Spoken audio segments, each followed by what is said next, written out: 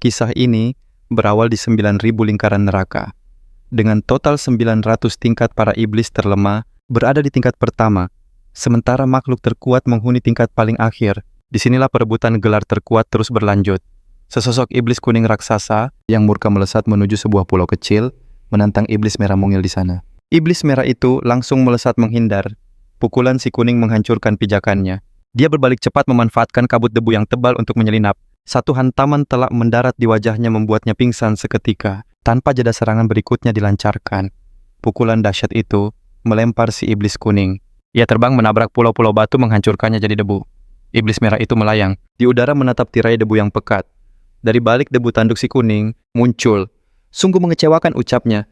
Lalu ia pun perlahan melangkah keluar. Aku mengharapkan hal hebat darimu, katanya. Seseorang dari tingkat 9.000 yang legendaris. Frame melangkah dengan angkuh.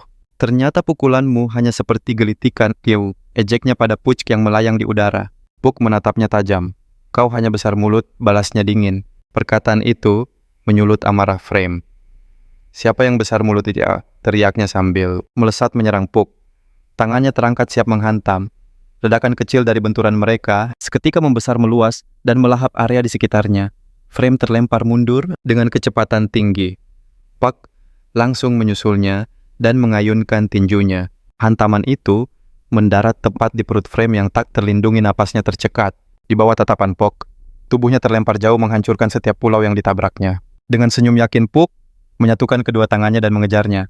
Ia mengayunkan sekuat tenaga. Sebuah pukulan telak menghantam dagu Frame, membuatnya tak sempat bereaksi. Pukulan berikutnya meninggalkan kawah besar di pulau batu itu. Puck mengangkat kepala, melihat Frame terhuyung di udara. Ia kembali melesat meninggalkan ledakan kecil di belakangnya. Frame yang kehilangan kesadaran jatuh tak berdaya. Tapi Puck belum selesai. Ia mengangkat tangannya lagi. Kekuatan besar terkumpul saat ia terbang mendekati Frame. Benturan mereka menyebabkan keduanya jatuh ke sebuah pulau. Ledakan dahsyat terjadi di titik pendaratan. Namun di tengah kepulan asap hanya Puck yang berdiri. Tangannya masih terkepal erat. Tiba-tiba ia mendengar suara gaduh dan menoleh. Para goblin muncul dari segala arah dengan suara mengerikan. Salah satu dari mereka melompat ke arah wajahnya. Trik murahan, teriak Puck sambil mengayunkan tinjunya. Ia menghalau para goblin yang mendekat. Namun gerakannya tiba-tiba terhenti. Dengan wajah tegang, ia menoleh. Seekor goblin memegang sayapnya sementara yang lain menahan lengan dan kakinya. Sisi lainnya pun dikunci oleh para goblin. Di belakangnya Frame muncul dengan raungan keras. Tangannya terangkat siap menyerang. Tak bisa berbalik sepenuhnya, Puck yang ditahan para goblin hanya bisa menoleh. Frame melancarkan serangan pamungkas berniat mengakhirinya dalam satu hantaman. Akibat kekuatan itu, tanah di sekitarnya retak dan hancur berkeping-keping. Dengan senyum kemenangan, Frame menatap kepulan debu di depannya. Ia yakin telah menang. Namun di tempat Puck berdiri tadi tidak ada siapa-siapa. Hanya jejak serangannya di lava. Frame mengangkat kepala dengan kaget. Di hadapannya Puck tampak jauh lebih marah. Tangannya membara. Waktu bermain sudah habis, ucapnya dingin. Tanpa menunggu lagi, ia melesat ke arah Frame, menciptakan gelombang kejut yang kuat. Frame menyambutnya dengan serangan balasan. Lenyaplah kau, Puck, teriaknya. Namun pukulannya meleset. Anehnya tak ada siapapun di lokasi benturan, seolah lenyap begitu saja. Tapi kemudian, sesosok iblis kuning muncul di belakangnya. Dengan tangan membara, ia mengaku sebagai yang terkuat dari 9 lingkaran neraka. Dengan sekali serang pertahanan, Frame hancur lebur. Frame terlempar jauh akibat serangan itu meluncur beberapa saat sebelum akhirnya berhenti. Wow, sa'ahut kikwaha ta'ati. Dan ambruk ke tanah. Namun Puck sama sekali tidak menoleh, tenggelam dalam pikirannya. Dia berpikir dalam pertarungan abadi ini takkan ada pemenang sejati. Sampai dia muncul. Puck gemetar ketakutan menatap tanah. Dia yang dulu sesumbar bisa mengendalikan 9.000 lingkaran neraka kini bersujud ngeri tak berani bersuara. Inilah istana Sang Raja Iblis. Semua iblis tunduk di hadapan takhta penguasa agung dunia bawah. Di bawah kendalinya dunia yang terpecah kini menjadi satu. Puck tanpa mengangkat kepala, bergumam mengapa sang raja ingin kembali padahal semua sudah jadi miliknya. Tak ada jawaban untuknya. Hanya keheningan. Mata pemuda itu perlahan terbuka menatap iblis di hadapannya. Lalu aura yang lebih mengerikan terpancar darinya membuat Puck semakin gemetar. Itulah kekuatan sang pelahap yang ia tahu betul. Kekuatan yang melenyapkan 7 iblis agung yang begitu kuat hingga tak ada yang bisa saling mengalahkan. Dialah yang berdiri, ibuku, di atas semua iblis. Itulah kemampuan terhebatnya sebagai Raja Neraka. Ribuan iblis yang bersujud di hadapannya gemetar di bawah tekanan aura. Itu pula sang pemuda. Mereka sadar dia sedang murka. Bahkan Puch yang tak kenal, takut, ikut menggigil ngeri. Lalu terdengarlah suara sang raja. Apa benar? Aku sudah memiliki segalanya. Dia mengangkat tangan membuat Puck tersentak lagi. Aku terjebak di tempat menyebalkan ini selama 10.000 tahun. Tanah tandus langit merah dan api abadi. Tak ada yang lain di 9.000 lingkaran neraka. Pemandangan yang sama pertempuran tiada henti. Pria di takhta itu melepas helmnya. Wajahnya menahan jengkel. Memangnya ada hal lain di sini. Mata Puch berbinar menduga rajanya lapar. Hamba telah menyiapkan hidangan istimewa. Ia langsung memerintah iblis di dekatnya dengan lantang. Apapun perintahnya mereka patuh. Para iblis segera membawa sebuah piring raksasa. Piring itu tertutup tudung. Puch menunjuknya, ini persembahan sederhana untuk raja, sebagai bukti kesetiaan kami. Dia lalu memegang gagang penutupnya, dan membukanya. Ini adalah wujud terakhir purure iblis agung terakhir. Di atas piring itu, tergeletak sisa-sisa sang iblis. Pemandangan yang disajikan untuk Kong Wu tampak menjijikkan. Silakan dinikmati, kata Paat. Wajah sang raja mengeras, lalu melempar piring itu dengan marah. Bodoh, bukan ini yang aku mau. Puch buru-buru meminta maaf sambil menatap sisa-sisa iblis di lantai. Aku tak mau makanan hambar dan menjijikan ini. Manam dati cantik. Sambil menggigit bibir pemuda itu, melangkah maju. Para iblis kembali gemetar hebat. Aura kemarahannya begitu besar hingga saat dia mencoba bicara. Yarai dia kika. Suaranya bergetar. Tiba-tiba dia berkata, aku mau kimchi jjigae. Mendengar itu para iblis mulai berbisik-bisik mengulang permintaannya tanpa berani mengangkat kepala. Suara mereka perlahan, semakin keras terus mengulang bahwa kimchi jjigae adalah makanan yang raja inginkan. Para iblis salah paham mereka berteriak menginginkan makanan penuh sari kekuatan. Dan daging Kong Wu jengkel. Dasar bodoh, bukan itu maksudnya. Park menatap Kong Wu dengan tatapan setia. Harus dibuat dari kepala siapa, tuanku? Ia berkata, sang raja hanya perlu mengatakannya dan dia akan siapkan segalanya sesulit apapun itu. Para iblis lain pun mendukungnya. Kuo menutupi wajahnya dengan suara putus asa. Dia berkata, bukan seperti itu. Bagi para iblis makanan hanyalah melahap yang kalah. Tiba-tiba Piku teringat sesuatu. Rajanya juga pernah bilang kalau dia merasa bosan. Dengan menyesal ia berkata, itu benar karena... Para iblis gemetar ketakutan. Kang Wu cuma mau baca komik. Bawahannya menangis merasa lemah. Ia bahkan minta untuk disingkirkan. Kang Wu pusing mendengarnya. Lalu iblis lain maju menawarkan diri. Ratu Sukubus Lilith mendekati takhta. Dia menatap sang raja iblis. Wajahnya tak sesuai harapan Kang Wu. Kecantikannya terasa sangat aneh. Kang Wu sampai pusing melihatnya. Lilith berbisik akan datang malam ini. Sang raja sontak melarangnya datang. Dia bilang Kang Wu sangat pemalu. Bagaimana bisa jadi penguasa neraka? Kang Wu meronta iblis lain iri. Lilith terus mencoba mendekat. Kang Wu mendorongnya sekuat tenaga. Dia memohon agar Lilith menghilang. Dibanding dia, Puch terlihat lebih manis. Ini sama sekali bukan soal penampilan. Standar estetikanya benar-benar berbeda. Kang Wu menyuruh semua orang diam. Dia memutuskan akan kembali ke bumi. Puch dan Lilith seketika panik.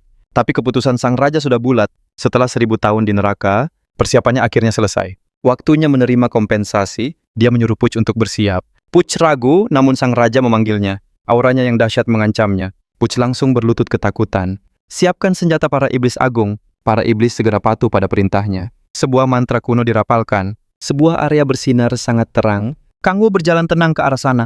Lilith dan Puch tampak sangat sedih. Mereka tak kuasa menahan tangis. Tanpa menoleh, Kang Wu terus melangkah. Penyihir menjelaskan cara membuka portal. Kang Wu setuju dan menyuruhnya mulai. Dia menghela napas siap untuk kembali. Kekuatan Devourer miliknya dilepaskan model. Bahkan bisa dibilang lingkaran ke-9006 telah diserap oleh sang raja. Man Mahjong inti kekuatan dahsyat di dalam diri Kang Wu. Ambitiam. Hancur berkeping-keping melepaskan energi luar biasa ke angkasa. Di hadapan ribuan iblis energi itu, terpancar dari punggung seorang pria. Pria itu tak bergeming sementara sang penyihir melindungi matanya dari cahaya. Dengan takjub dia berkata, inikah Man Mahjong, energi kegelapan tertinggi. Cukup dengan melihat keindahan ini untuk mengerti segalanya. Patung-patung batu mulai bersinar. Salah satunya menyala terang tepat di bagian mata. Perlahan mata patung lain ikut bercahaya dan bagian tengah lingkaran bersinar lebih terang dan menyilaukan sang penyihir terperangah. Ia berteriak, 7 senjata merespons, gerbangnya terbuka. Tapi pria itu tak peduli. Sambil menatap gerbang ia melepaskan jubahnya. Tak ada keluarga cinta ataupun teman. Tapi ini lebih baik daripada di sini. Sebuah retakan dimensi terbentuk dan lorong hitam muncul di hadapannya. Aku pergi, katanya sambil melangkah masuk. Namun Lilith memanggilnya. Kang Wu berhenti saat mendengar isak tangis. Pria itu menundukkan kepalanya. Keinginan sang raja tak tergoyahkan.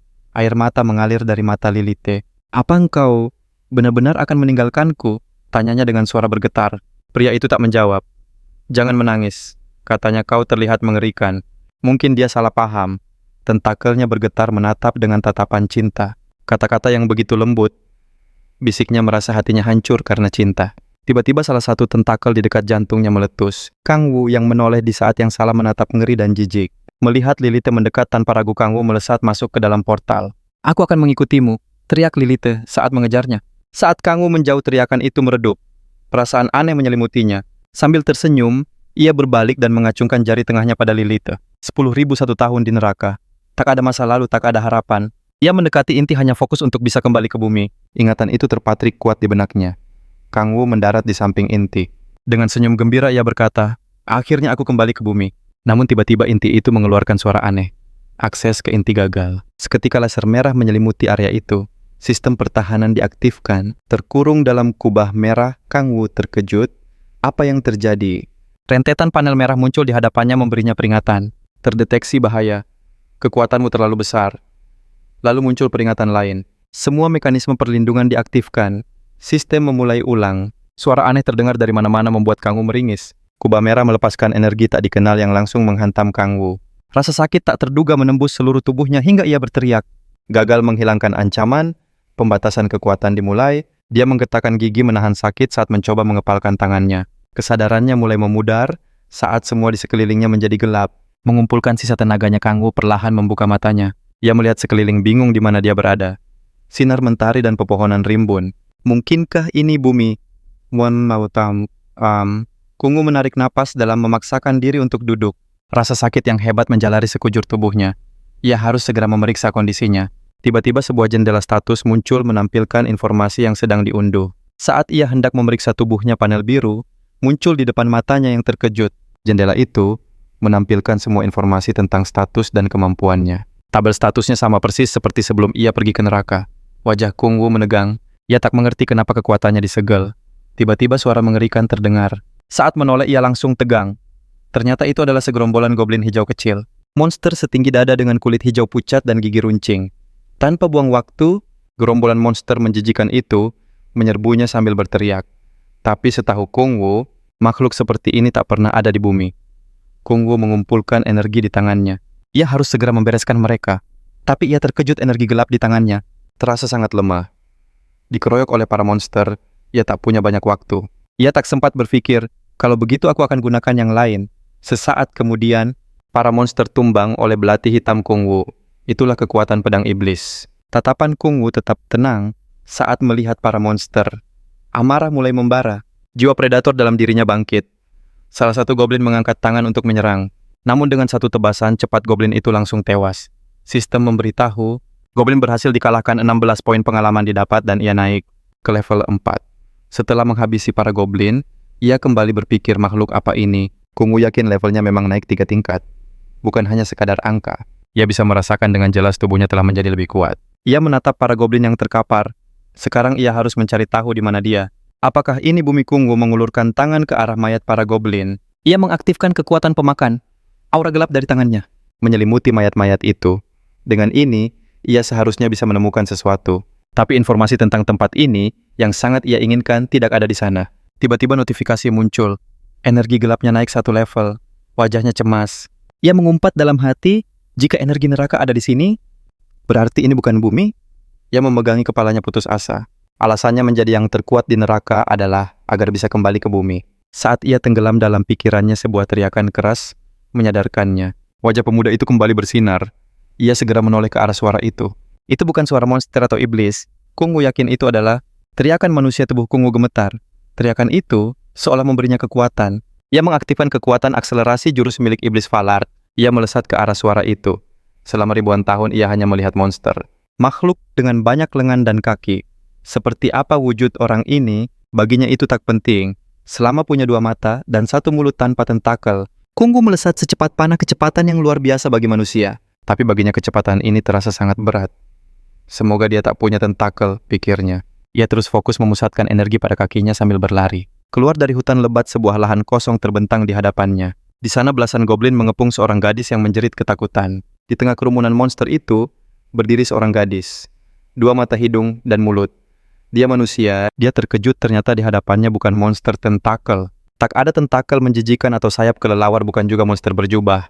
Ternyata itu manusia biasa. Kang Wo sangat lega, hingga hampir menangis. Saat itu para goblin siap menyerang gadis itu. Gadis itu pasrah dan memejamkan mata, namun ia mendengar suara aneh. Saat membuka mata, ia melihat Kang Wo, pria yang menghabisi para goblin. Sekawanan goblin lenyap hanya dalam beberapa detik. Kang Wo lalu mendekati gadis itu dan mengulurkan tangannya. Saat tangan mereka bersentuhan, sebuah sengatan listrik seolah menyetrum Kang Wo. Sensasi yang begitu menyenangkan ini baru pertama kali ia rasakan. Kesadarannya seolah terhipnotis, pikirannya menjadi kosong. Gadis itu tampak ingin mengatakan sesuatu menatap Kang Wo yang memegang tangannya.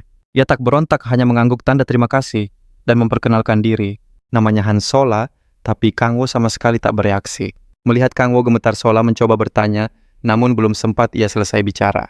Tiba-tiba Kang Wo menariknya, menatapnya dengan tajam dan tulus. Dia mengajaknya menikah. Sola terkejut dan bingung harus merespons apa. Tawaran yang sangat tak terduga itu membuatnya bingung antara marah atau berterima kasih.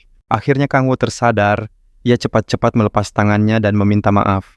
Sambil tersenyum canggung, ia memperkenalkan diri sebagai Kang Wo. Saat ditanya soal lukanya, Sola tersenyum dan bilang tidak apa-apa. Tapi mendadak rasa sakit di kakinya membuatnya berteriak. Kakinya lemas dan ia pun terjatuh. Kang Wo sigap menangkapnya. Saat itu sebuah benda persegi panjang jatuh dari saku Sola. Mata Kang Wo terbelalak. Itu sebuah smartphone benda dari masa lalunya. Ini benar-benar bumi. Kang Wo menyuruhnya duduk agar lukanya bisa diobati. Sola berterima kasih.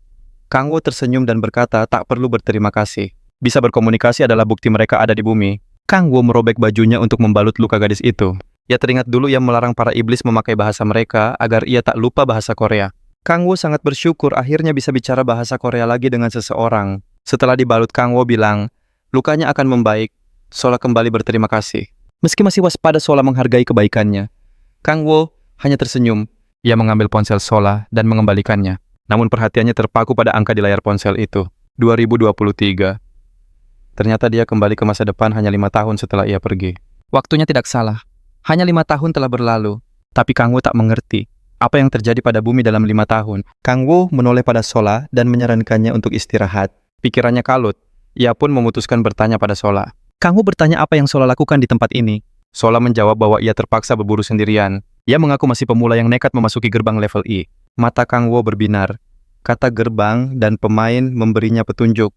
Dengan santai ia bertanya, memangnya levelmu berapa? Sola menjawab baru level 6. Aku meremehkannya bertanya-tanya apa yang dia lakukan di sini. Dia bilang punya 16 alasan, tapi aku pikir itu cuma bualan. Anehnya gadis itu hanya menjawab paham, lalu bahu kami tak sengaja bersentuhan. Dia langsung menjauh dengan malu-malu, sepertinya bingung dengan situasi ini. Gadis itu bangkit mengajak kami menuju gerbang. Kun Wo melihat lukanya. Dia bertanya apa gadis itu baik-baik saja. Dia bilang tak apa berkat Kun Wo. Tapi tiba-tiba lututnya sakit lagi. Kong sigap menopang tubuhnya. Wajah gadis itu memerah, dia bilang tak mau merepotkan. Tapi pria itu berkata, jangan sungkan kalau butuh bantuan. Aku akan mengantarmu, katanya. Hansul hanya menunduk malu. Wajahnya makin merah. Saat ditanya arah, dia menunjuk ke sebuah kedai. Dengan senyum ramah pria itu mengerti. Dia memapah gadis itu lebih erat.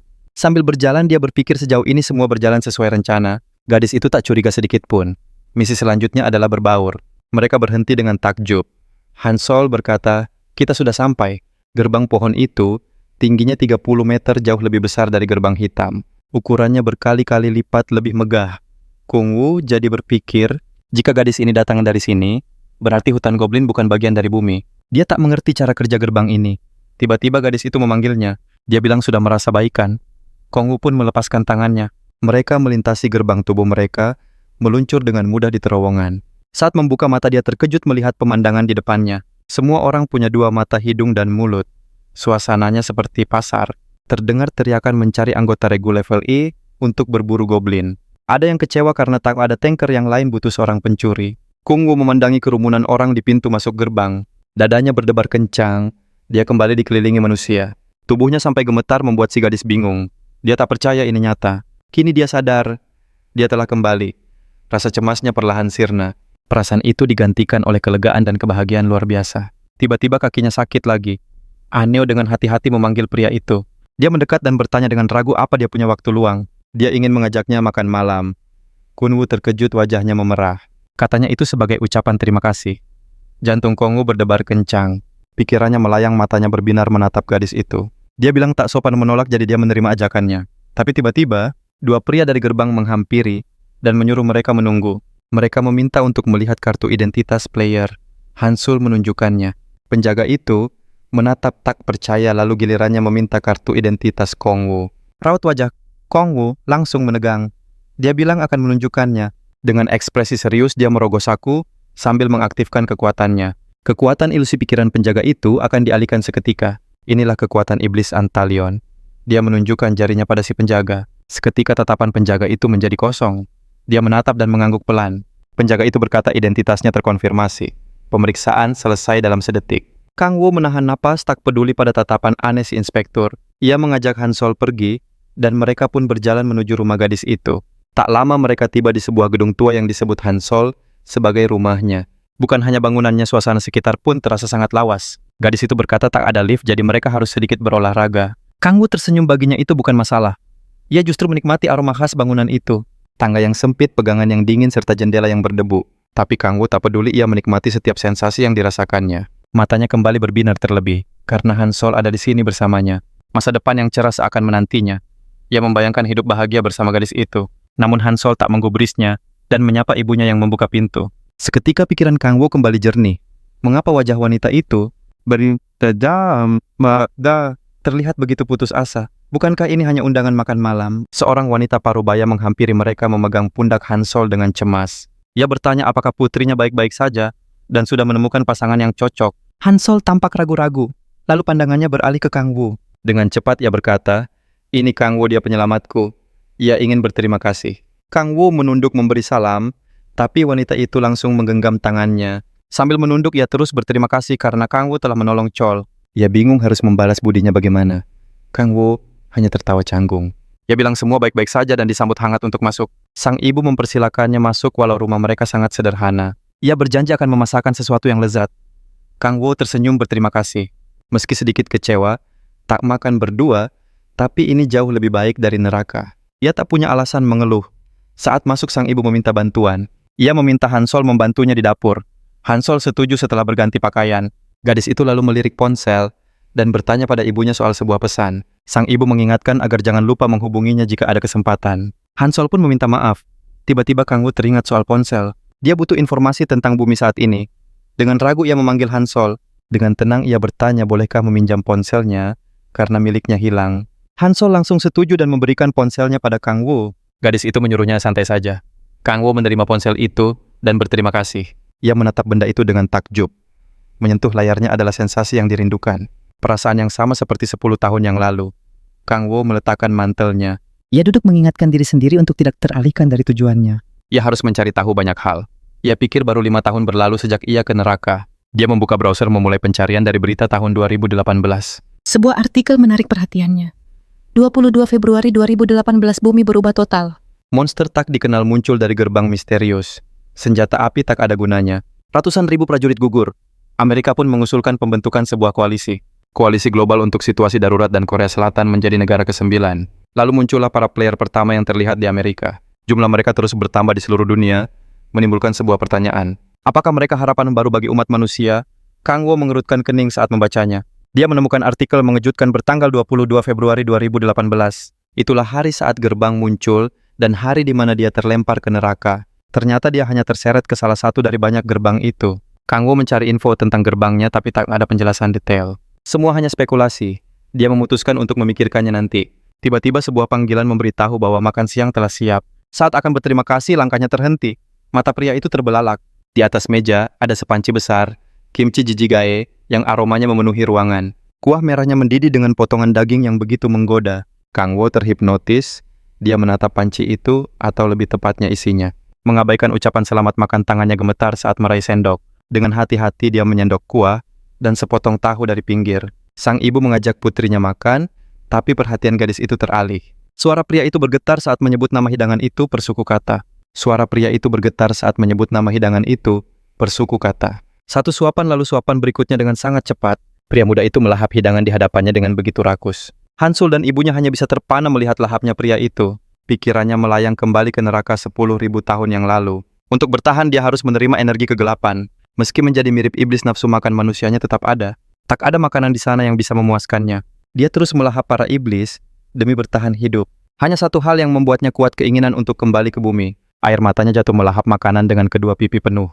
Hansul dan ibunya kaget melihat pria itu menangis sambil makan kimchi jijigae. Dengan mulut penuh dia menoleh dan mencoba berterima kasih. Dia terus mengulang betapa lezatnya makanan itu. Gadis itu pun bingung. Sambil menunduk malu dia berkata, seharusnya dialah yang berterima kasih. Dia senang pria itu makan dengan begitu semangat. Kang Wo mengangguk cepat menegaskan kalau itu benar-benar enak. Lalu dengan canggung dia meminta semangkuk nasi lagi. Wanita itu tertawa kecil dan berkata nafsu makannya bagus sekali. Dengan air mata bahagia dia terus makan, hanya berpikir betapa enaknya ini. Betapa hebatnya bisa kembali. Gadis itu membawakan porsi baru untuknya. Tiba-tiba pintu di belakang Kang Wo hancur berkeping-keping. Sesosok bayangan muncul dari debu dan bertanya dengan kasar. Hansul dan ibunya ketakutan. Pria itu menjelaskan kelakuannya. Pintunya terhalang, katanya, lalu melangkah masuk dengan angkuh. Dengan sangat marah dia memanggil Hansul dengan suara keras. Wajahnya menyeringai menuduh Hansul masuk gerbang tanpa izin. Hansul mulai gemetar, tapi dia mencoba untuk mengatakan sesuatu. Senyum mengerikan muncul di wajah kakaknya Taeyong. Mengabaikan ibunya, Hansul berteriak padanya untuk keluar dari sana. Apa yang kau lupakan di rumah kami? Lanjutnya menatap tajam. Kesal, karena Anne sudah memperingatkannya untuk tidak mendekat, tapi kini gadis itu juga menjadi seorang player. Mendengar itu, Tan langsung tertawa terbahak-bahak. Han Seul terdiam kaget sementara tawa pria itu makin kencang. Kau jadi player juga, ejeknya sinis. Bagus sekali, lanjutnya lalu, brak. Dia menghantam dinding dengan keras. Dasar pemula lemah, dicibirnya. Gadis itu berteriak, jangan mendekat, Bill, sambil melindungi ibunya yang ketakutan. Pria itu menatapnya angkuh, teringat saat An gemetar ketakutan di hadapannya. Dengan nada mengejek ia berkata, ayah yang tiada terlalu dini dan ibu yang tak berguna. Belum selesai kalimatnya An berteriak marah, beraninya kau bicara begitu. Ia melayangkan tinjunya tapi dengan mudah Tan menahannya. Rasa sakit menjalar di tubuhnya tapi An tak peduli. Tan berkata mereka akan ke Guild Andras. Dia mulai menyeret An ke pintu keluar mengabaikan perlawanannya. An terus memberontak berteriak tak mau ikut ke tempat sampah itu. Tahu wahima itu. Sambil tersenyum licik Tan bertanya, siapa yang kau sebut sampah Guild kakakku yang terbaik? Sadar tak bisa lolos, gadis itu mengambil tindakan nekat. Tanpa kata ia menggigit tangan yang mencengkeramnya. Pria itu menjerit kesakitan. Dengan sekali hentak An terlempar ke lantai. Ibunya segera menghampirinya. Sementara itu, Tan memegangi tangannya yang terluka sambil memanggil Sola dengan marah. Dengan suara penuh amarah ia bertanya, apa Anne pikir hidup akan mudah jika selalu berbuat benar? Dunia ini tidak sesederhana itu, katanya sambil menatap tajam. Keduanya berpelukan ketakutan. Jadilah gadis baik dan jadilah milikku, ancamnya dingin. Karena kita sama-sama player, aku harus berhasil setidaknya sekali, ucapnya mengerikan. Mendengar itu, ibunya mencoba menengahi. Hentikan, jangan sentuh dia. Sang ibu mencoba memegang tangannya tapi Tan dengan kasar menyuruhnya menyingkir. Dia menepis tangan itu dan mendorongnya hingga jatuh. Kau sangat mengganggu. Anne menoleh dengan berlinang air mata, lalu merangkak ke arah ibunya. Sambil menangis ia mencoba menyadarkan sang ibu. Tapi Takun sama sekali tidak peduli. Sudah kubilang menyingkir, bentaknya tanpa rasa bersalah sedikit pun. Kenapa harus memprovokasiku? Anne menatapnya tajam menyebut nama lengkapnya. Sambil memegangi kepala ibunya, tatapannya tak lepas dari pria itu. Taun bertanya, memangnya apa yang bisa dilakukan pemula sepertimu? Aku orang kedua yang bangkit. Ia mendekat dengan senyum gila. Kau bukan tandinganku. Ia mencengkeram wajah Anne. Apa yang bisa kau lakukan dengan wajah cantikmu itu? Ejeknya lagi. Bergabunglah dengan Guild Andre, dan kakakku akan memberiku jabatan. Tiba-tiba terdengar suara aneh. Ia menoleh kaget. Di ruang tamu ada Kang Wo yang sedang asyik makan kimchi. Kesal ia bertanya ada apa pada pria yang tak peduli itu. Tapi pemuda itu terlalu fokus pada makanannya, mengabaikan amarah Tahong. Tahong mendorong An ke samping. Memangnya ini restoran? Tanyanya jengkel. Setelah mengumpat dia berjalan ke arah Kang Wo. Sepertinya kau tidak paham situasinya. Kang Wo terus makan tanpa memedulikan Tan yang mendekat dan memanggilnya. Dia terus makan dengan nikmat seolah tak ada apapun di sekitarnya. Tan tampak bingung. Tak tahu harus berbuat apa, amarahnya tiba-tiba meledak dan ia menerjang Kang Wo. Namun bukannya memukul dia, malah menendang meja hingga terbalik. Kang Wo membeku. Dia tak langsung sadar apa yang terjadi. An menutup wajahnya ngeri. Sementara Tahan menatap kesal, tanpa sedikit pun rasa sesal atas perbuatannya. Kang Wo hanya duduk terdiam untuk sesaat dengan sendok masih di tangannya. Fokusnya kosong, tatapannya hampa. Anno memanggilnya berharap menyadarkannya. Tiba-tiba Kang Wo berteriak. Kimchi jigainya. Melihat sup yang tumpah ia langsung tersungkur. Dia menangis meraung-raung. Tahan tak suka reaksi itu. Apa-apaan ini? Bentaknya kasar. Dia bertanya pada Anno, dari mana kau dapat orang ini? Anno hanya terdiam membisu. Wajah Tahan mengeras. Sambil mengumpat dia mendekati Kangwu yang masih menangis. Sebuah tendangan menyuruhnya berhenti merengek. Perlahan, Kangwu menolehkan kepalanya. Menatap mata Kangwu yang penuh amarah, Tong sontak mundur selangkah tak mengerti. Tatapan itu begitu kosong dan gelap. Bagaikan jurang tak berdasar yang menyeramkan. Tahan akhirnya sadar. Tatapan itu bertanya, kau berani menumpahkan kimchi jjigaeku. Ini bukan manusia, bukan juga hewan. Ini iblis. Dia menatap Kangwu dengan ngeri. Aura mengerikan menyelimutinya. Kangwu hanya bergumam soal kimchi jjigae. Tahan menarik napas. Dia menggigit bibir mengumpulkan kekuatan. Tiba-tiba energi jahat di udara lenyap. Api biru menyala di telapak tangannya. Dia mengepalkan tangannya dengan kuat. Suhu ruangan langsung memanas. Udara terasa membakar seolah seluruh rumah akan terbakar. Dia menatap Kangwu dengan sombong. Kau cari masalah denganku, ucapnya angkuh. Tahan mengibaskan tangannya dengan santai. Api itu melahap anak panah yang melesat. Dengan wajah geram dia menoleh ke sumbernya. So X kembali memanah.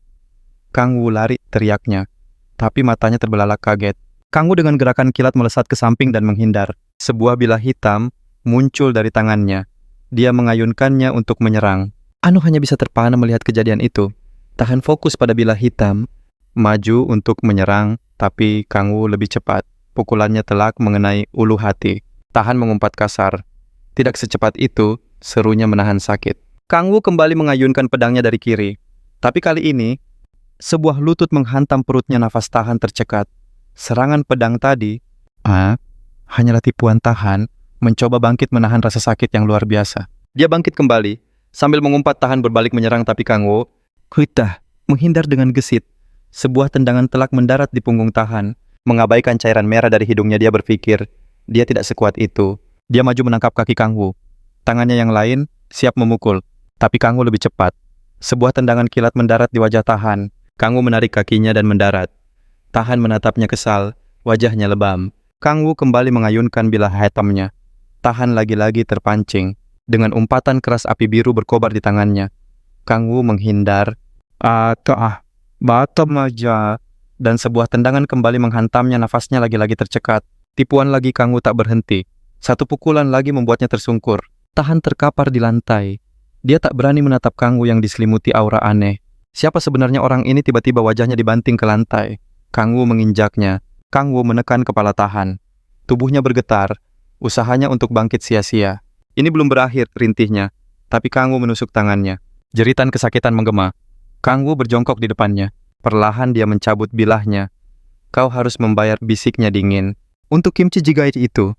Tahan menatapnya benci. Hanya karena itu. Hanya karena sup. Kangwu menjambak rambutnya. Kau bilang, ini hanya sup, bentaknya. Cengkeramannya menguat. Dengan tatapan horor dia bertanya apa pemuda itu serius meremehkan Kim Chiga. Takun mencoba membela diri, tapi Kangwu tak peduli dan kembali membenturkan wajahnya. Dengan sekuat tenaga wajahnya dihantam ke lantai berulang kali. Kau benar-benar bilang begitu soal Kim Chiga? Kangwu menggeram marah. Perlahan cengkeramannya terlepas, dia mendekat dan berbisik di telinga pemuda itu. Pertama katakan Kim Chiga, kedua jawab hidangan suci. Mengerti. Dengan tangan gemetar Takun mengangguk. Kangwu memberi aba-aba, dan Takun menyebut kata Kim Chiga. Kangwu merasa suaranya terlalu pelan. Sesuatu yang tajam menekan tangan Takun lebih dalam. Mengabaikan teriakannya Kangwu, memerintahnya untuk bicara lebih keras. Menahan tangis di bawah tatapan gila, Kangwu Takun mengulangi kata-katanya dengan lantang. Untuk perintah kedua, dia tak berani menatap mata itu dan menjawab, itu adalah hidangan suci. Kangwu belum puas. Ekspresinya makin aneh saat dia berteriak. Lebih keras lagi, seperti seorang pemuja yang berdoa pada dewanya. Ansul yang melihat semua itu hanya terdiam kaget. Kangwu kembali memerintah kakaknya. Bicaralah dengan lebih ekspresif. Dengan berlinang air mata pemuda itu mencoba, tapi hasilnya tetap tak memuaskan. Amarah Kangwu kembali meledak. Intonasimu salah, bentak Kangwu. Naikkan suaramu sampai oktav ke-7. Setelah ragu sejenak, pemuda itu mengerahkan segenap tenaganya untuk berteriak, kimchi jjigae adalah hidangan suci. Teriakan itu menguras seluruh sisa kekuatannya. Akhirnya Kangwu terdiam. Suasana menjadi hening. Dia tampak puas dan bangkit berdiri. Perlahan, dia mencabut benda tajam dari bahu lawannya, tapi belum berniat pergi. Dia hanya berdiri menatap pemuda itu, seolah melihat sampah di bawah kakinya. Jangan pernah lagi meremehkan Kim Chiga. Takun hanya bisa menangis terseduh-seduh. Wajahnya basah oleh air mata. Satu-satunya hal yang ada di pikirannya adalah, malam gelap, betapa gilanya pria di hadapannya ini. Rumah itu akhirnya kembali sunyi. Beberapa waktu kemudian, semua perabotan yang rusak sudah disingkirkan. Semuanya dimasukkan ke dalam kardus siap untuk dibuang. Ibu dan anak itu terbaring tak sadarkan diri sementara Hansul merawat luka di kepalanya. Hansul menatap mereka dengan sedih sebelum akhirnya menoleh ke arah dapur. Di sana seseorang sedang mencuci piring dengan bibir terkatup menahan kesal. Dia masih tak habis pikir kenapa semua ini harus terjadi. Sementara Kangwoo duduk di belakangnya. Sambil bekerja dia bertanya-tanya di mana adiknya menemukan psikopat ini. Hanya karena semangkuk kimchi ga Kangwoo tak peduli, ia asyik dengan ponselnya. Tiba-tiba tanpa sadar air mata mengalir dari sudut mata Tahan. Dia merasa sangat malang dan menganggap Kangwoo benar-benar orang gila. Dengan perasaan frustrasi dia terus bertanya-tanya apa salahnya hingga pantas menerima ini. Dia menoleh menatap Kangwoo dengan marah. Kenapa dia harus menanggung semua ini? Namun saat Kangwoo meletakkan cangkirnya dengan keras, Tahan langsung terlonjak kaget. Dengan ketakutan dia kembali bekerja. Tanpa menoleh Kangwoo bertanya dengan dingin, "Apa kau pikir aku gila bereaksi seperti ini hanya karena kimchi jigae?" Tahan menjawab tidak dengan takut. Kangwoo menatapnya tahu bahwa dia sedang berbohong. Tapi dia tak berkomentar malah mulai menasihati Tahan yang ketakutan. "Kau bisa hidup nyaman makan enak dan melakukan apapun yang kau suka. Tapi kau tidak tahu cara bersyukur. Belajarlah menghargai apa yang kau punya." Tahan hanya bisa menelan ludah dan menjawab dengan lantang bahwa dia mengerti. Dia akan menyesal telah menggangguku batinnya. Akan kulaporkan pada Andras. Tiba-tiba Kangwoo kembali memanggilnya memerintahnya untuk mendekat. Kangwoo bangkit bertumpu pada meja lalu menyatakan pendapatnya. Menolong Tang tak akan memberinya keuntungan apapun. Pria itu gemetar ketakutan. Menurutnya berbuat baik tidak membuat hidup jadi lebih mudah. Kangwoo pun mendekat. Kerah bajunya dicengkeram erat. Menatap matanya Kangwoo berbisik, "Tenang saja, kau takkan lenyap." Ia tak peduli pada Tahun dan tak ingin melakukan hal keji. Namun matanya berkilat aneh. Seringai muncul di wajahnya. "Mungkin lenyap lebih baik bagimu." Tahun terdiam menatap tak berdaya. Di hadapannya Kangwoo mengaktifkan kekuatan iblis Ouroboros, kekuatan rasa takut. Jiwa korbannya akan diliputi teror, mengubahnya menjadi boneka tanpa perlawanan. Monster itu mencengkeramnya. Tahun menatap langsung ke mata sang monster. Ia memohon agar tak disentuh. Namun tatapan mata merah raksasa itu tak lepas darinya. Suara Tahun terdengar pilu. Tenaganya habis, tapi ia masih mencoba melawan. Tahun menatap Kangwoo seolah tak percaya. Kangwoo tersenyum sinis padanya. Ia memperingatkan agar Tahun tutup mulut. Wajah Kangwoo kembali datar tanpa senyum. Ia mengusirnya dan menyuruhnya jangan muncul lagi. Kangwoo duduk dengan santai. Pria itu kini dalam genggamannya. Tahun dengan tatapan hancur, akhirnya pergi. Saat Tahun keluar, Anneo diam-diam melirik Kangwoo. Ini adalah kedua kalinya. Kangwoo telah menolongnya lagi dari Tahun yang sudah lama mengganggunya. Anneo bingung bagaimana cara membalas budinya. Namun Kangwoo sama sekali tak peduli. Wajahnya tertuju pada ponsel jarinya dengan tenang mengusap layar. Tiba-tiba ia teringat ucapan Tahun.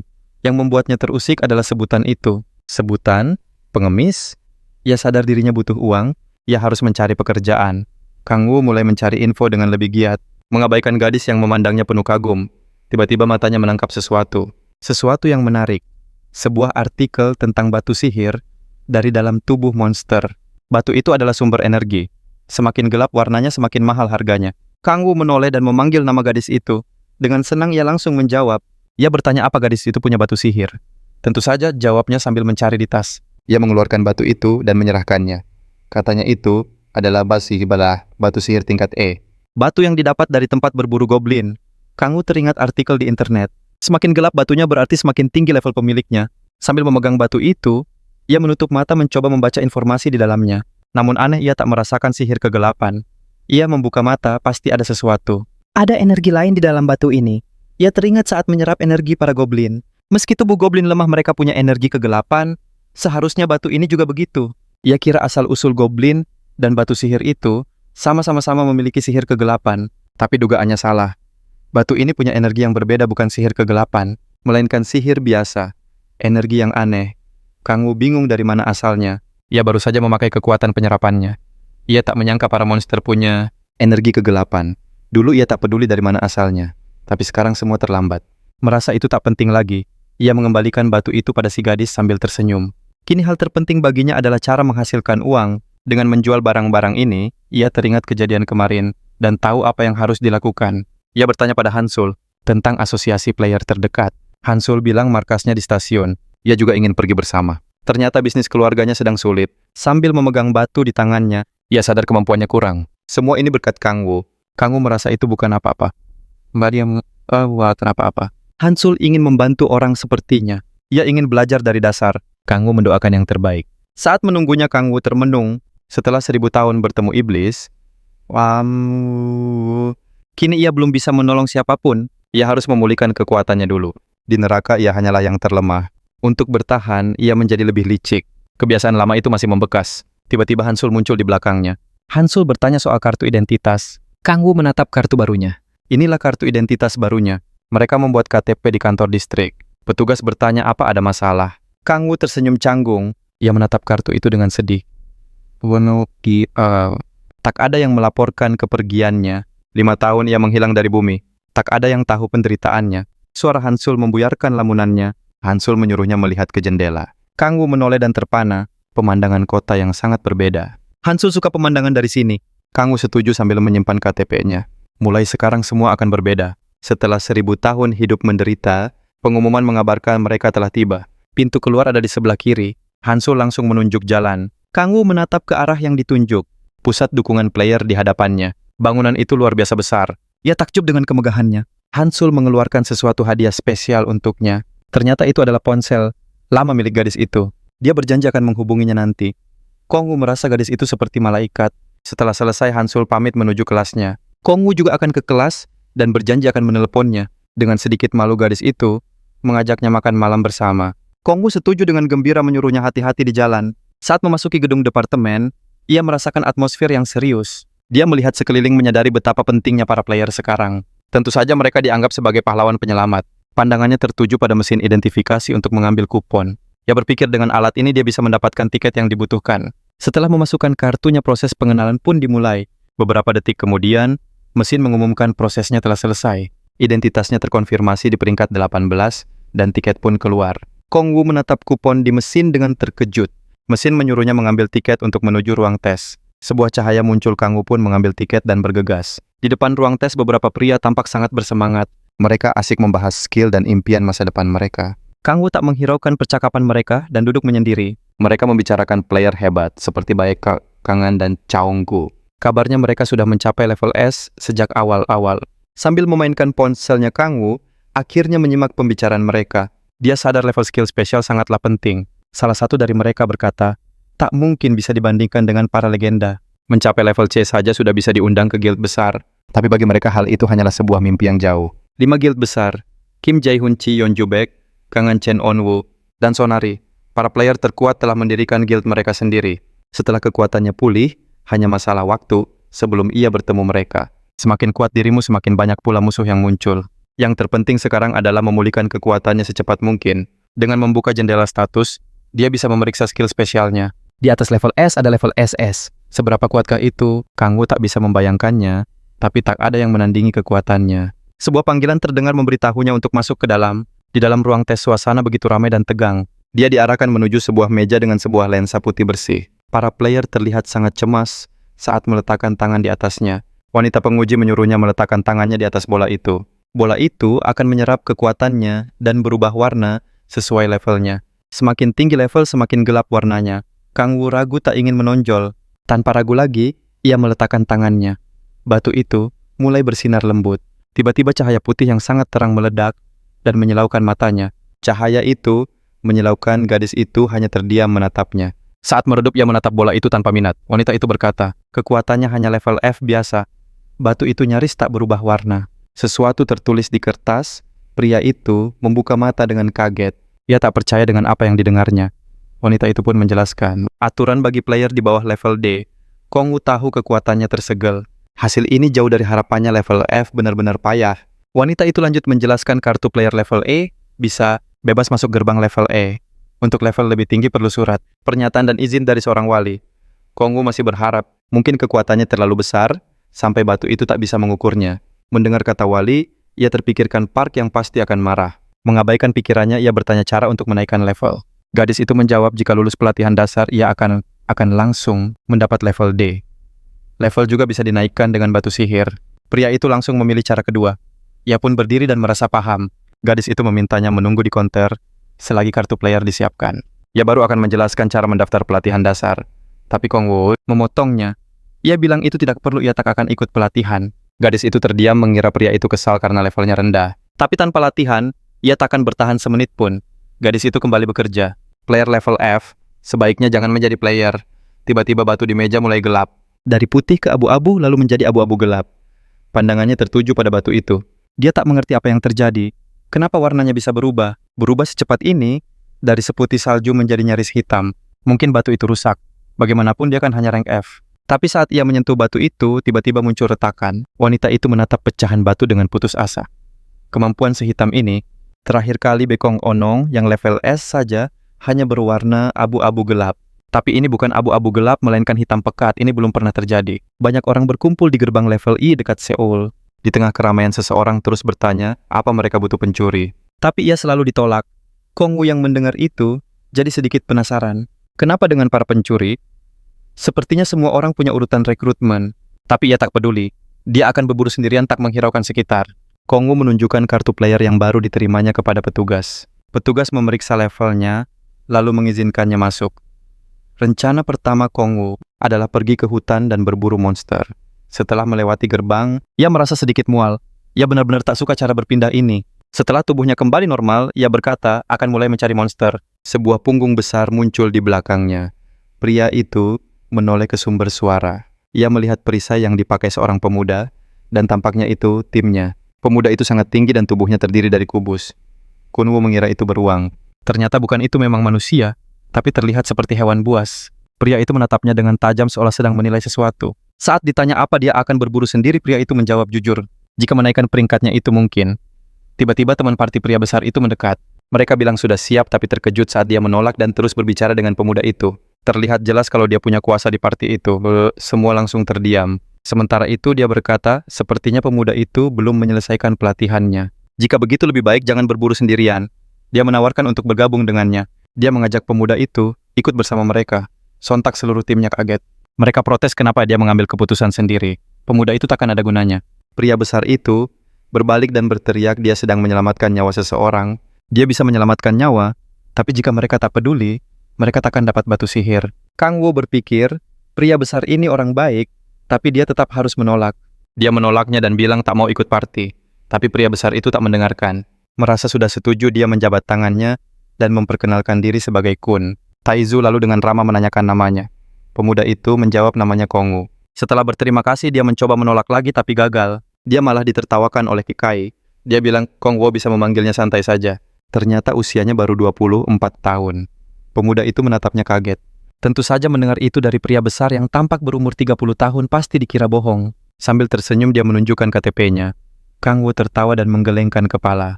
Kalau begitu mereka akan bicara santai saja. Dia kemudian menoleh ke pria yang terdiam itu. Dengan berterima kasih, dia menolak tawarannya dan memastikan semua akan baik-baik saja. Dia sudah mempertimbangkan segalanya. Sementara itu, anggota parti lain menatap kaget. Tetsu jadi sedih, tapi sambil menggaruk kepala dia bilang, tak bisa memaksa. Namun dia memperingatkan untuk hati-hati, terutama pada goblin coklat. Jika melihatnya lebih baik lari, goblin itu adalah bosnya sangat berbeda. Baik dari penampilan maupun ukurannya. Sekali lagi Kang Wu berpikir dia orang baik. Kong Wu berterima kasih atas perhatian dan nasihatnya. Taizu dan kelompoknya pamit. Mereka menghilang ke dalam hutan. Pemuda itu membalasnya dan melihat mereka pergi. Kalau dia benar-benar pemula, dia pasti akan ikut. Setelah itu dia berbalik ke arah lain. Meskipun begitu dia tetap bekerja sendiri. Sudah waktunya berangkat. Dia melangkah lebih ringan ke dalam hutan. Dengan cepat dia sampai di tujuannya. Saat menyusuri hutan dia melihat jejak goblin. Bukan hanya satu. Ada banyak sekali jejak. Mereka pasti ada di dekat sini. Dia melihat sebuah tempat terbuka. Tanpa sadar mereka berjalan ke sana. Dia senang akhirnya menemukan mereka. Sambil berteriak dia melompat ke tempat terbuka yang penuh kerumunan itu. Dia menusuk seekor goblin dengan pisau hitam. Ternyata ada 5 goblin di sana. Mereka semua berteriak bersamaan. Kang Wu menerjang para goblin dengan lincah. Energi gelap mengalir di tangannya dan sebilah pedang hitam muncul. Dia langsung menyerang sisa goblin. Dia tak tahu apakah ini benar-benar jackpot. Saat memasuki area itu, para goblin terlihat waspada dengan tongkat di tangan mereka. Tapi pemuda itu tak peduli. Mengarahkan pedangnya dia memberi aba-aba untuk memulai. Para goblin menyerbunya sambil berteriak. Goblin yang mendekat lebih cepat, menyerang pemuda itu dengan senjata rakitan. Dia pernah melawan 10 orang sekaligus. Tersisa lebih dari 5 tanpa buang tenaga dalam sekejap ia lumpuhkan mereka semua. Tubuh para makhluk itu pun langsung berjatuhan. Kang Wu terus menebas para goblin yang mendekat. Meski mereka berusaha keras, kecepatannya membuat semua itu sia-sia. Jiwanya terasa ringan, ia melesat di antara para goblin dan menumbangkan mereka dengan pisaunya. Matanya hanya menunjukkan fokus yang luar biasa. Kang Wu tak peduli pada tumpukan goblin yang ia tinggalkan. Para goblin yang tersisa mencoba melawan tapi sia-sia. Mereka langsung tertebas dua bahkan sebelum sempat menyadarinya. Nasib teman-temannya tak membuat goblin lain menyerah, dan begitulah mereka semua ditaklukkan. Ia mengayunkan pisaunya menjatuhkan semua yang menghalangi jalannya. Tanpa peduli, ia terus menangkis serangan dan menjatuhkan siapapun yang mendekat.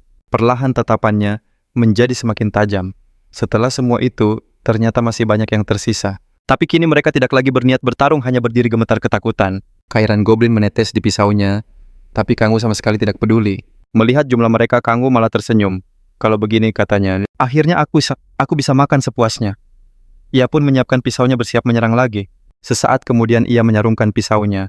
Sambil menghela napas, ia menyeka keringat di wajahnya. Dengan lelah ia bergumam. Akhirnya, semua selesai. Cukup sulit juga karena jumlah mereka yang banyak. Seluruh area di hadapannya dipenuhi tubuh para goblin sebagai buktinya. Tiba-tiba Kang Wu terkejut. Sebuah notifikasi muncul menandakan ia berhasil menaklukkan monster level I. Levelnya naik ke level 4. Dan energi kegelapannya bertambah 1. Kang Wu membuka jendela status dan menyadari sesuatu. Ia bisa meningkatkan energi kegelapan untuk menaikkan levelnya. Ia mendekat dan meletakkan tangan di atas salah satu tubuh. Begitu ia menyentuhnya, kekuatan sang pelahap bangkit. Kang Wu berkata, "Aku tahu batu sihir tak punya energi kegelapan." Kabut hitam dari tubuhnya menyelimuti para goblin sepenuhnya. Terdengar suara mengerikan saat esensi mereka terserap. Kang Wu memejamkan mata. Ia mencoba merasakan dari mana datangnya energi itu, dan dia berhasil menemukannya. Tak butuh waktu lama, ia yakin sumbernya bukan dari batu sihir. Ia merasakannya dari dalam tubuh mereka, tepatnya jiwa yang ada di dalamnya. Jumlah energi yang didapat tergantung seberapa cepat monster itu diserap setelah tumbang. Artinya semakin cepat diserap, semakin besar energi yang didapat. Pria itu tersenyum puas. Ini benar-benar hebat, kalau begini terus, ia bisa menjual batu sihir sambil mendapatkan energi kegelapan. Ini benar-benar keuntungan ganda. Setelah menyerap semua energi, Kang Wu mengambil batu sihir level E. Ia memasukkannya ke tas sambil berkata, "Sekarang tinggal kumpulkan kristalnya dan lanjut lagi." Sambil mengumpulkan kristal, ia berpikir, kira-kira bisa pesan ayam berapa banyak ya kalau semua ini dijual. Memikirkannya saja, sudah membuat perutnya keroncongan seolah ia hanya menyisakan tulang ayam saja. Semua pikiran tentang makanan ini membuatnya sangat lapar. Begitu keluar dari sini, aku harus cari makan. Tiba-tiba ia teringat pada Hansol. Ia sadar harus mengajaknya juga. Terbayang wajah gembira Hansol saat makan membuat liurnya menetes. Untuk mengalihkan rasa laparnya, Kang Wu menggelengkan kepala dan berteriak, "Hansol, tunggu sebentar. Aku akan bawakan semua jenis ayam." Ia pun mulai memunguti batu-batu di tanah dengan cepat. Tiba-tiba terdengar suara berat yang mengerikan dari belakang. Kang Wu menyipitkan mata. Suara itu berbeda dari suara goblin biasa. Ia pun menoleh ke sumber suara itu. Di antara pepohonan berdiri seekor goblin hijau kekar. Jauh berbeda dari goblin biasa yang tingginya sekitar 1,5 meter. Yang satu ini tingginya hampir 2 meter. Kang Wu teringat peringatan Taizu. Makhluk itu mulai mendekat dengan langkah berat, matanya terus menatap Kang Wu. Goblin bermata merah itu mengaum. Di hadapannya berdiri Kang Wu dengan sebuah tas dikelilingi tulang dan sisa-sisa pertarungan. Goblin raksasa itu melihat tempatnya berantakan. Wilayahnya hancur. Goblin itu mengamuk dan menyerbu Kang Wu. Di tangannya bukan sihir biasa, melainkan sihir sejati. Belati itu dialiri aura sihir yang pekat. Kang Wu terkejut, monster bisa memakai sihir. Dia pun mengeluarkan bilah sihir hitamnya. Baginya sihir hitam adalah kekuatan terunggul. Goblin itu meraung, lalu melemparkan belatinya dengan sekuat tenaga. Kang Wu menghindar, dan tanah di belakangnya hancur berkeping-keping. Dengan amarah meluap, goblin itu kembali menyerang. Kang Wu menahannya dengan bilah sihir. Sebuah ledakan terjadi, Kang Wu pun terlempar ke belakang. Kekuatan fisik mereka benar-benar berbeda jauh. Goblin itu terus memburunya tanpa henti. Kang Wu justru merasa tertantang. Baginya pertarungan melawan yang lebih kuat adalah hal biasa. Dia berhenti tepat di hadapan si goblin bersiap menahan pedangnya. Dengan tangan gemetar, Kang Wu menahan pedang raksasa itu di udara. Perbedaan bobot tubuh menjadi masalah utamanya. Dia harus mencari cara lain. Sambil mengayunkan pedang, dia berhasil melukai monster itu. Goblin itu menggeram lebih keras, lalu kembali menerima serangan di bahunya. Tapi Kang Wu sadar, serangannya tidak akan bisa menembus pertahanan tebal itu. Dia melompat mundur nyaris, tidak bisa menghindari serangan berikutnya. Pasti ada titik lemahnya, pikir Kang Wu sambil terus bergerak. Dia mengelak lagi, melompat untuk menghindari tebasan cepat. Lalu meluncur di bawah bilah pedang goblin yang berlutut dan menyerang lagi. Gerakannya melambat, pikir Kang Wu. Bos ini sangat lincah. Jelas berbeda dari para goblin yang sudah ia kalahkan. Goblin itu mengambil batu, amarahnya memuncak. Wilayah kekuasaannya telah direbut. Kang Wu menatap matanya sambil tersenyum. Kaulah mangsaku, katanya. Goblin itu berbalik teralihkan oleh sesuatu. Kang Wu melempar kepala goblin yang energinya sudah ia serap habis. Melihat itu amarah si hobgoblin meledak. Kang Wu tersenyum. Ini sudah cukup. Dia dengan lincah menghindari serangan dan menyentuh monster itu. Kekuatan amarah sihir iblis yang bisa membangkitkan amukan dahsyat. Kang Wu tidak memakainya untuk diri sendiri, tapi untuk si hobgoblin. Gerakan hobgoblin akan jadi lebih cepat, dan kekuatan belatinya akan meningkat. Goblin itu meraung kencang, kekuatannya benar-benar bertambah. Kang Wu tersenyum. Sekarang dia tahu persis apa yang akan dilakukan monster itu. Goblin itu mengayunkan pedangnya. Kang Wu kembali meluncur di bawahnya. Karena frustrasi, goblin itu mulai menghancurkan pohon-pohon di sekitarnya. Tapi dia tak bisa menyentuh Kang Wu sedikit pun. Kini hobgoblin itu hanya dikendalikan oleh amarahnya yang buta. Kemampuan ini memang memperkuat target, tapi ada satu efek lainnya. Semua pikiran akan dikaburkan oleh amarah, membuat gerakan jadi kacau dan sederhana. Goblin itu hanya menyerang dari kiri dan kanan tanpa strategi. Semakin lama gerakannya, semakin tidak masuk akal. Dengan raungan terakhir, goblin itu mengayunkan belatinya membabi buta. Baginya hobgoblin itu kini seperti buku yang terbuka. Sangat mudah dibaca. Dengan gesit, Kang Wu menghindar dan bersiap menyerang. Sambil tersenyum, ia melukai lutut goblin itu. Makhluk itu menjerit kesakitan dan jatuh ke tanah. Namun si goblin tak menyerah dan kembali menyerangnya. Kang Wu menyadari serangan itu bukan darinya, lalu menebas leher lawannya. Dengan bilah hitam, perlawanan goblin itu pun berakhir. Sambil berdecak, Kang Wu merasa pertarungan ini mengecewakan. Jika ini terjadi dulu, ia bisa menyelesaikannya dalam sekejap. Tiba-tiba suara lonceng yang familiar terdengar dan sebuah jendela sistem muncul. Notifikasi itu muncul di hadapannya. Ia berhasil menghancurkan sarang goblin sendirian. Bonus poin 150% dengan naik ke level 11 dan rank 2 keuntungan kedua terbuka. Fungsi kedua telah dibuka. Kang Wu mengepalkan tangannya dengan gembira. Rentetan jendela notifikasi muncul menarik perhatiannya. Pesan itu menjelaskan kemampuan spesial rank 2 rasa lapar luar biasa. Hasilnya mendapatkan lebih banyak energi gelap melalui kekuatan absorpsi. Bukan karena kekuatannya yang naik, tapi kemampuan barunya. Kemampuan ini akan membantunya mengumpulkan energi gelap berkali-kali lipat. Ia harus segera menguji keefektifan kekuatan barunya ini. Tangannya diletakkan di atas tubuh goblin mengaktifkan kemampuan melahap. Kabut hitam pekat langsung menyelimuti tubuh goblin itu. Saat energinya hampir habis, sebuah jendela sistem muncul lagi. Notifikasi itu menyatakan rasa lapar luar biasa menyerap lebih banyak energi. Statistiknya meningkat dalam persentase, bukan angka mutlak. Artinya ia harus melawan monster dengan level yang lebih tinggi. Kang Wu pun memutuskan untuk mencobanya sambil menutup mata. Ia mencoba merasakan sihir gelap yang baru di dalam dirinya. Seharusnya kekuatannya hanya bertambah 2 kali lipat. Tapi rasanya kekuatannya meningkat hingga 3 kali lipat. Bagaimana bisa peningkatan kekuatan mendadak ini bisa menjadi hal yang berbahaya? Ia kembali berkonsentrasi, dan tak lama kemudian ia menemukan alasannya. Kekuatan yang menyegel Man Mahjong telah melemah. Tapi ia masih belum mengerti kenapa. Kang Wu membuka jendela status. Apakah setiap kali ranknya naik segel itu akan terus melemah? Sebuah senyum licik terukir di wajahnya. Tatapan Kang Wu berkilat penuh ambisi. Jika ini benar, ia hanya perlu mencapai level tertentu untuk kekuatan penuhnya kembali. Ia bangkit berdiri bertekad mengunjungi gerbang level yang lebih tinggi. Kang Wu mengambil batu sihir sambil tersenyum lebar. Tujuannya kini adalah mencapai level 20 dan mendapatkan rank ketiga. Beberapa saat kemudian, Kang Wu dan Hanyul sudah berada di restoran. Dengan cepat ia menyantap ayam di hadapannya, lalu menenggak minumannya dalam sekali teguk.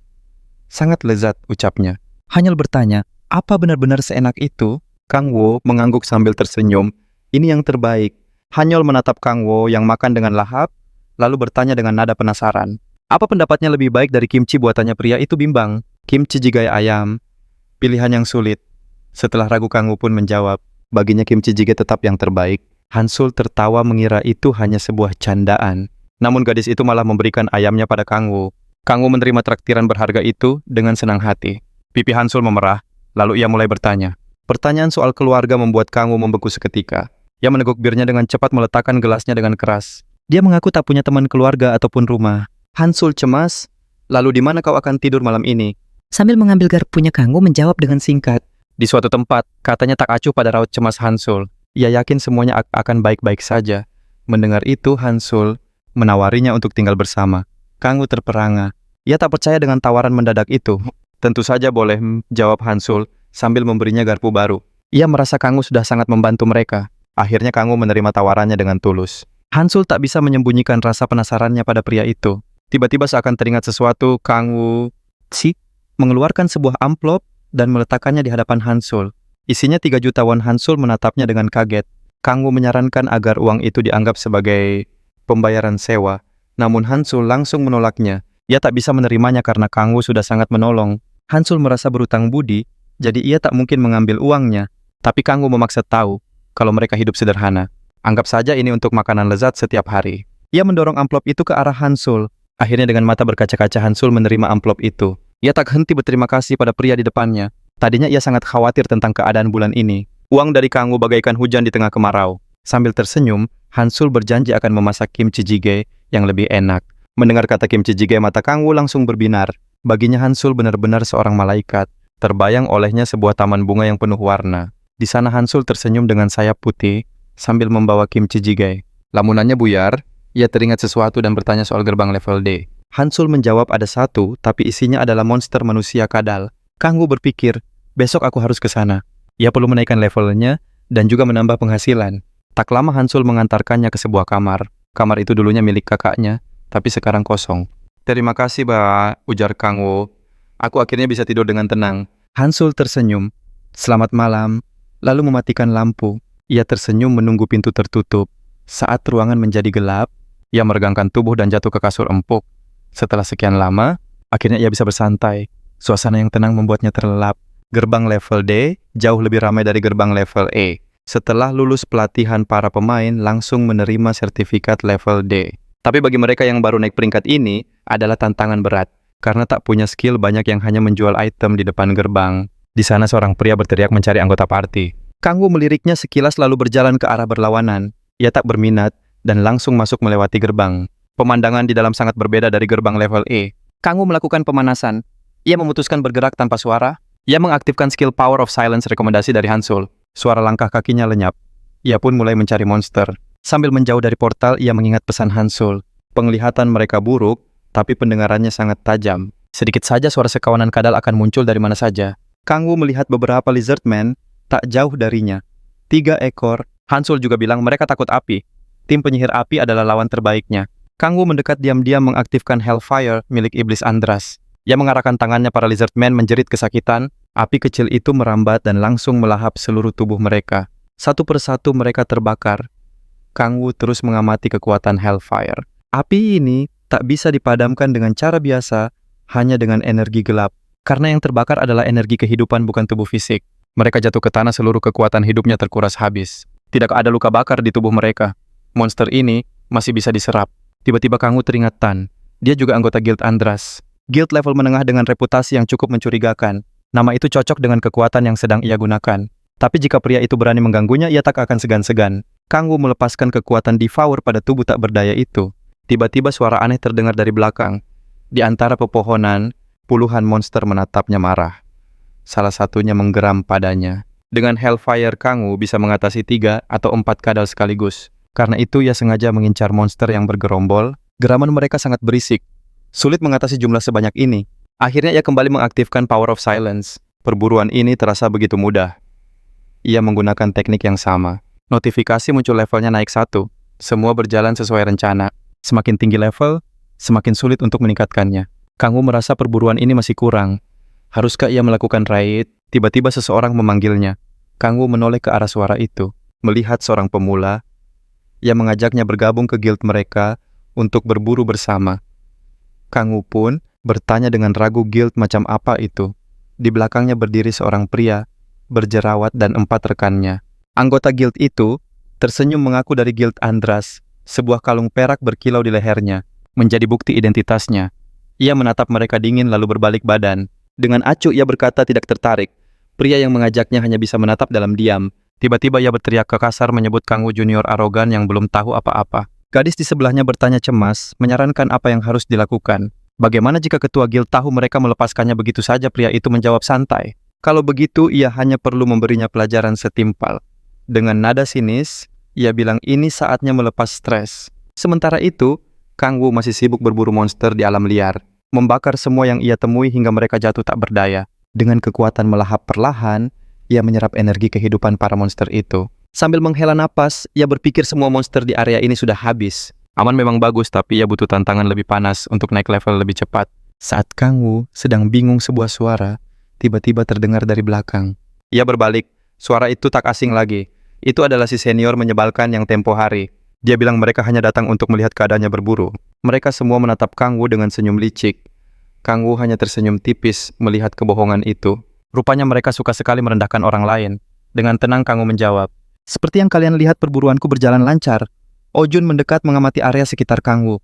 Ia lalu berkata, kalau memang benar kenapa tidak ada jejak monster sama sekali di pakaiannya. Ekspresi puas itu tak cocok dengan area yang bersih ini. Kang Wu hanya mengangkat bahu. Dengan santai ia menjawab sedang istirahat. Pria itu membalas lalu bertanya apa Kang Wu sedang bersikap tidak sopan. Berani-beraninya dia ikut campur urusannya, wajah tenang Ojun langsung berubah. Ia mengeluarkan kata-kata kasar. Kang Wu bertanya dengan nada mengejek, "Ada apa, mau berkelahi?"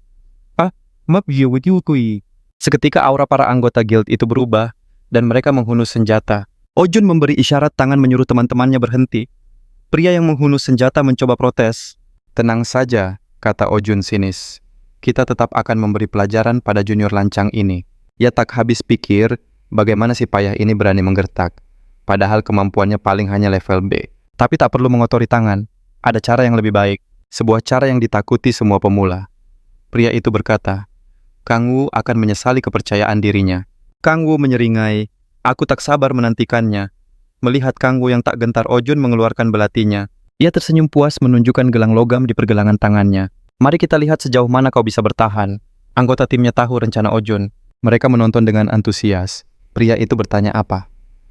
Kang Wu tahu kalau para lizard sangat peka pada suara. Kang Wu tak menjawab. Ia sudah tahu informasi itu sejak awal. Kang Wu sudah bisa menebak rencana Ojun. Belati gelang logam dan lizard yang peka suara. Jika semua fakta itu digabungkan, hanya ada satu kemungkinan. Ojun menggesekkan belati ke gelangnya. Suara logam yang nyaring dan jernih menggema ke seluruh rawa. Teriakan buas terdengar dari kejauhan. Sekawanan lizard berlari. Ke arah mereka, Ojun menyuruh timnya menyiapkan sihir pertahanan. Lalu ia tertawa terbahak-bahak. Ia bertanya apa Kang Wu takut. Dilihat dari suaranya ada lebih dari 10 lizard yang datang. Bukankah ini berlebihan untuk sebuah pelajaran, ejek Ojun? Kang Wu tetap diam membuat Ojun melanjutkan. "Kalau kau memohon dengan sopan, kami akan membantumu." Ia bertanya apa Kang Wu terdiam, karena sangat ketakutan. Mendengar itu sudut bibir Kang Wu terangkat. Ia tersenyum geli, melihat tingkah konyol Ojun. Dengan nada mengejek ia berkata, "Kukira kau punya rencana hebat. Ternyata hanya ini kemampuanmu." Kang Wu menatap ekspresi bingung Ojun, lalu memusatkan kekuatan di kedua tangannya. "Kalau mau melakukan sesuatu, lakukanlah dengan benar." Kang Wu pun mengaktifkan kekuatannya. Kekuatan suara tepukan tangannya menciptakan dentuman dahsyat. Hojun dan timnya panik mendengar kebisingan di sarang musuh. Mengundang para manusia, kadal adalah tindakan nekat Kang Wu, terus menciptakan ledakan suara. Teriakan Hojun pun tenggelam dalam dentuman kekuatan Kang Wu. Meski Hojun menggila, Kang Wu berhenti dan menatap mereka dengan tenang. Senyum misterius terukir di wajahnya menikmati kepanikan mereka. Ada yang menyebutnya gila, tapi yang lain hanya bisa terdiam pucat. Pikiran mereka kalut mencari jalan keluar. Tiba-tiba situasi memburuk. Suara aneh terdengar, puluhan kadal menyerbu ke arah mereka. Mereka terkepung. Tak ada lagi celah untuk melarikan diri. Gadis itu gemetar ketakutan, namun temannya menyuruhnya untuk tetap fokus. Konsentrasi pada perisai, Hojun menyiapkan belatinya dengan waspada. Dia berteriak marah pada Kang Wu. "Apa kau mau kita semua berakhir di sini?" Tapi Kang Wu melangkah tanpa suara menggunakan kekuatan hening miliknya. Dari atas pohon ia menyeringai. Bukankah kadal sensitif pada suara? Tentu saja dia sudah tahu. Para monster pun semakin menggila. Mereka menyerbu kubah pelindung. Hojun tahu ini adalah akhir. Pemain level 2 takkan selamat, teriaknya lagi dalam keputusasaan.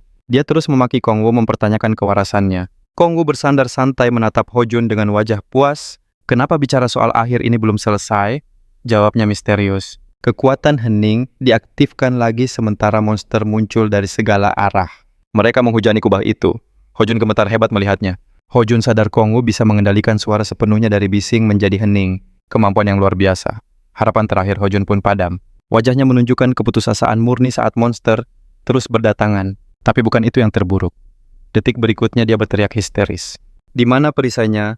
Gadis yang memegangnya telah menghilang. Cahayanya meredup menatap kosong ke arah Hojun di saat-saat terakhirnya. Melihat itu, Hojun jatuh terduduk benar-benar tak berdaya. Dia membungkam mulutnya. Lalu dia melihat temannya yang lain dalam bahaya. Dicengkeram oleh monster raksasa, pemandangan itu membuatnya ngeri. Genggaman temannya terlepas. Hojun hanya bisa memejamkan mata. Setelah beberapa saat, dia menghela napas menyeka wajahnya. Dengan ngeri, Hojun menatap Kang Wu memohon untuk diselamatkan. Dia memohon belas kasihan, berharap keajaiban akan terjadi. Kang Wu hanya tersenyum tipis dan berkata, Semoga berhasil ya. Hojun berteriak putus asa tapi Kongwu sama sekali tak peduli. Pada saat itu, sebuah serangan mengenai Hojun yang lengah. Kongwu hanya melihatnya tereliminasi. Dia memang tak berniat menolong. Dia bukanlah orang yang baik hati. Dia bertahan karena membuang kebaikannya. Di dunia ini kejahatan harus dibalas dengan kejahatan yang lebih besar. Memikirkan itu, Kongwu tersenyum. Beberapa manusia, kadal di hadapannya, tumbang dilalap api misterius. Mereka sudah kelelahan setelah melawan tim Hojun. Tak ada lagi perlawanan. Para monster pun lenyap satu persatu. Api di tangannya padam. Pemandangan mengerikan terhampar di hadapannya. Bahkan yang terkuat pun akan ngeri. Tapi dia tetap tenang siap melanjutkan. Ia mengaktifkan kekuatannya. Kabut gelap menyelimuti sisa-sisa Lizardman. Notifikasi sistem muncul sihir hitam naik level. Lalu pesan lain muncul. Peringatan kekuatan Devour tak bisa dipakai pada target yang dilindungi sistem. Kangwu teringat pernah melihat hal serupa. Kali ini pun sama. Dia melihat Ojun yang telah kalah di antara para Lizardman. Pasti ini ulah mereka. Padahal pemain dilindungi sistem. Sayang sekali. Ia penasaran apa mungkin menyerap kemampuan khusus pemain. Dia menatap Ojun tanpa emosi. Jika kekuatan iblis bisa diserap, maka kekuatan pemain juga bisa. Tapi itu tidak penting. Dia tersenyum tipis. Energi gelap lebih utama. Dia mulai menyerap semua energi yang tersisa. Notifikasi muncul. Energi gelapnya mencapai 30. Kangwu merasakan energi gelap mengalir di seluruh tubuhnya. Energi ini jauh lebih kuat. Kuantitas dan kualitasnya meningkat pesat. Hellfire yang tadi tak ada apa-apanya dibanding apinya sekarang. Apinya lebih besar dan kuat. Kualitas energinya telah berevolusi. Sekarang tinggal menaikkan levelnya saja. Kangwu memungut batu sihir. Dia mengangguk puas. Semua yang dibutuhkan sudah terkumpul. Targetnya adalah rank 3 untuk menguji segel kekuatan Mahjong. Apakah segelnya akan melemah? Dia melewati Ojun tanpa menoleh. Dia harus jadi lebih kuat. 3 hari berlalu Kangwu sedang makan. Ia makan lahap langsung dari wajan. Masakannya benar-benar lezat. Gadis itu berterima kasih atas pujiannya yang tulus. Apa kau akan berburu lagi? Tanyanya. Sambil menyeka wajah dia menjawab. Aku akan segera berangkat, mungkin kembali malam nanti. Gadis itu khawatir karena dia tak pernah istirahat. Kangwu bilang tak apa-apa. Dia lalu bertanya kapan latihan Hansol selesai. Katanya beberapa hari lagi. Mereka akan berburu goblin untuk naik level. Dia ingin cepat mencapai rank 2. Kangwu tersenyum menyemangatinya. Kau pasti bisa, ucapnya. Gadis itu berterima kasih lalu menyodorkan teh. Minumlah dulu. Kau pasti lelah karena tak pernah istirahat. Kangwu berterima kasih menganggapnya malaikat. Tiba-tiba gadis itu teringat sesuatu. Soal portal apa kau sudah dengar rumor itu? Dia terkejut. Rumor apa? Akhir-akhir ini, banyak rumor tentang tim killer. Mungkin hanya gosip, tapi kau harus waspada. Mereka berpura-pura lemah, lalu menyerang pemain lain. Kangwu tahu kondisi party Ojun jelas menunjukkan mereka dikalahkan oleh Lizardman. Jika dia pelakunya tak ada yang perlu ditakuti. Untuk bersiap menghadapi ancaman, dia harus cepat naik level. Notifikasi muncul beruntun. Level 20, promosi ke rank 3 tersedia. Kemampuan ketiga terbuka. Dia terkejut. Ini berbeda dari sebelumnya. Kali ini semuanya berbeda. Kangwu mengulurkan tangan memakai kekuatan dari Andras. Hellfire yang dahsyat berkobar dari telapak tangannya. Api neraka sejati. Sudah kuduga, seringannya puas menatap api setinggi 2 meter. Energi kegelapan terus merembes dari segel yang melemah. Matanya lalu tertuju pada sebuah ide. Mungkin ada baiknya mencoba batu sihir di tubuh monster yang terus berkilauan itu. Dia melihat elemen ketiga iblis sihir yang mampu mengubah batu ajaib menjadi energi. Kekuatan itu dapat mengubah batu sihir menjadi energi kegelapan untuk diserap. Ia pun memutuskan untuk mencoba batu sihir yang berkilau di dalam tubuh monster itu. Mata Kongwu berbinar saat ia menguasai metode baru untuk mengumpulkan sihir gelap. Yang mengejutkan, satu batu sihir mengandung energi sebanyak satu tubuh monster. Jumlah sihir gelap yang bisa ia dapatkan dari satu monster kini meningkat 2 kali lipat. Dibandingkan saat naik ke peringkat 2, kemampuan yang ia peroleh sekarang jauh lebih berguna. Namun untuk menggunakannya, dia harus berhenti menjual batu sihir. Untungnya uang yang dia kumpulkan beberapa hari ini sudah lebih dari cukup. Perburuan yang selesai lebih cepat memberinya banyak waktu luang untuk menguji kemampuan barunya. Jadi dia memutuskan ini adalah latihan yang setimpal. Kunwu menghela napas pelan. Dengan tenang dia mendarat di tanah, lalu menggunakan kekuatan langit. Berkat peringkat 3, dan sihir gelap yang melimpah dia melesat ke angkasa. Kekuatan langit bukan lagi masalah besar. Dia berhenti di dahan pohon untuk menenangkan diri. Tapi usahanya sia-sia, rimbunnya pepohonan menghalangi pandangannya. Bos manusia kadal juga tak terlihat. Kangwu berharap bisa menemukannya dari udara. Ternyata ini lebih sulit dari dugaannya. Dia berdecak kecewa padahal dia ingin menyerap batu sihir tingkat tinggi. Semua pasti lebih mudah jika dia bisa memakai kekuatan, sang pengamat pikirnya getir. Tiba-tiba Kongwu mendengar suara dentingan logam yang familiar. Itu suara Taizu. Suaranya terdengar dari depan gerbang penuh amarah dan lebih cepat dari biasanya. Kongwu melihat dua pria di dekat Taizu yang tampak kuat dan berwajah garang. Dia tak menyangka pria itu akan begitu gigih. Kongwu tidak begitu mengerti. Situasi di sana jelas tidak normal. Di samping Taizu terbaring rekan mereka yang terluka. Taizu berteriak marah menanyakan kenapa mereka menyerang anggota tim sendiri. Mereka justru dengan kesal menyuruh Taizu diam. Keributan itu bisa memancing semua manusia kadal datang. Taizu menuntut jawaban sambil mengangkat perisainya tinggi-tinggi. Mendengar percakapan mereka, Kunwu menyipitkan mata. Tidak sulit untuk memahami apa yang sedang terjadi. Mereka telah dikhianati. Dua orang itu rupanya adalah pembunuh tim di kelompok Taizu. Mereka menyusup ke dalam grup bukan untuk membunuh monster. Tujuan mereka adalah rekan satu timnya untuk merebut barang berharga dan seragam mereka. Salah satu pria itu berteriak menyuruhnya diam, lalu langsung menyerang Taizu sigap menahan dengan perisainya. Namun kekuatan benturan itu membuatnya mundur beberapa langkah sambil mengertakkan gigi. Salah satu pria itu heran melihat Taizu yang begitu tangguh.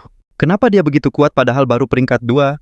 Tanya yang satunya. Tanpa melepaskan perisai Taizu, berteriak lantang, jiwaku tidak busuk seperti kalian. Dia menghunjamkan perisainya ke tanah memfokuskan seluruh kekuatannya. Seketika perisai itu bersinar dengan cahaya kekuningan. Pria itu sudah muak.